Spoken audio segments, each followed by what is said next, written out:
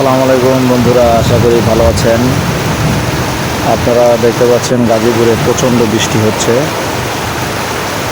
প্রচুর বৃষ্টির ভিতরে মানুষ ভিজে ভিজে অফিসে যাচ্ছে। এটাই হচ্ছে জীবন। যারা গার্মেন্টসে চাকরি করে তারা এভাবেই জীবনের রিস্ক নিয়ে তারা চলাফেরা করে এবং তারা অনেক কষ্ট করে অফিসে যায়। বিভিন্ন সময় আমরা এই সমস্ত মানুষগুলোকে দেখি, তারা খুব সুন্দরভাবে অনেক জীবনের রিস্ক নিয়ে তারা কিন্তু চলাফেরা করে। তো বন্ধুরা, যারা এখনও আমার চ্যানেলটি সাবস্ক্রাইব করেনি তারা এখনই সাবস্ক্রাইব করে ফেলো এবং ভিডিওটি লাইক কমেন্ট অবশ্যই শেয়ার করে দিবে।